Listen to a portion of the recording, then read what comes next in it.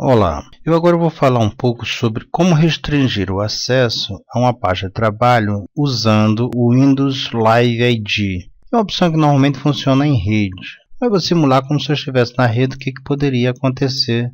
O Windows Live ID é qualquer conta que você tenha hoje, por exemplo, de Hotmail, você tem com certeza acesso ao Windows Live ID. Para você fazer isso via rede, você tem que ter todas essas pessoas cadastradas, por exemplo, na sua conta de Hotmail. Você tem o seu Outlook, então você pode fazer o seguinte: restringir por e-mail das pessoas. Você vem aqui no menu Arquivo, clica aqui em Informações e aí você tem aqui proteger pasta de trabalho, mas aqui eu quero restringir permissões por pessoas. Então nessa opçãozinha aqui eu vou clicar em gerenciar credenciais, aqui ele já traz o meu nome e aqui eu vou adicionar outras pessoas. Eu posso dar também 2 cliques aqui no meu nome, ele vai me abrir aqui e aqui eu vou começar a procurar. Vou habilitar aqui em cima. Se eu tivesse conectado aqui com o meu Windows ID, eu ia dizer assim, quem pode ler, quem pode alterar. Então eles vão trazer esses e-mails, essas pessoas para cá. Então, quando eu clicar aqui, então ele vai lá no meu Outlook Express e traz lá todas as contas das pessoas que estiverem cadastradas. Eu vou lá selecionar alguém e vou dando permissões de leitura para essa pessoa. Quando eu clicar aqui, ela já vai levar para lá dizendo que ela tem permissão de leitura no meu arquivo via Windows Live ID. Nós vamos agora falar dos arquivos XML. São arquivos de dados, hoje padrão na web. Então é muito comum esse tipo de arquivo você transpor de um sistema para outro. Um arquivo XML ele tem o seguinte formato, esse formato TXT. Se olhando ele assim, você não consegue detectar que aqui tem informações digitadas. Mas aqui ele já está aqui no padrão HTML, que é o padrão web. Então XML é um padrão hoje de dados na web. Então vamos supor que isso aqui foi gerado por uma determinada base de dados. Imagine que eu quero importar esse arquivo para o Excel. Como é que ele vai reconhecer esse arquivo? Algumas versões do Excel pedem para você criar o que ele chama de mapa XML. Vamos primeiro criar um mapa para este arquivo. Eu vou lá na guia desenvolvedor, vou lá no código fonte e me aparece essa janela aqui do lado. Eu tenho essa opção aqui, mapas XML. Eu vou clicar aqui nessa opção e ele vai me aparecer essa janelinha aqui, onde então eu vou mandar adicionar este mapa. Selecionando aquele arquivo, vou mandar ele abrir. Então ele há um problema de fonte e tal, vou mandar ele corrigir, ok.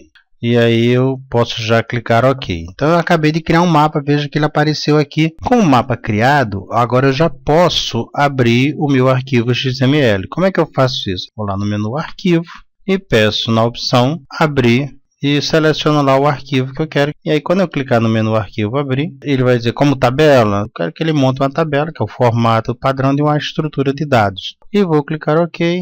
Então aqui você vê que ele trouxe todas aquelas informações daquela estrutura de dados que você não havia reconhecido inicialmente naquele arquivo TXT e ele montou numa planilha um arquivo de dados. Depois que todos trabalham no arquivo que foi compartilhado, muitas vezes o pessoal resolve mesclar todas essas informações para saber como essas informações foram alteradas. O próprio arquivo já mostra o que foi alterado, mas se você quiser, você pode vir primeiro lá no menu Arquivo, tem que habilitar um ícone. Você vai aqui no menu Arquivo, opções, na guia barra de ferramentas de acesso rápido, você vai pedir aqui a opção todos os comandos e vou procurar este comando aqui e mandei adicionar ele aqui deste lado. Então adicionei esse ícone aqui que se chama comparar e mesclar pastas de trabalho. Então coloquei ele aqui, dei OK e aí ele aparece aqui em cima na barra de menu de acesso rápido. Quando eu clicar neste ícone, ele vai pedir para criar um outro arquivo de tudo aquilo que foi alterado na sua pasta de trabalho, que foi compartilhada por todos que estavam mexendo no arquivo na rede. E é só digitar o nome de um arquivo e clicar. Aqui está aparecendo a opção abrir, mas não é abrir. Aí ele vai salvar com outro nome.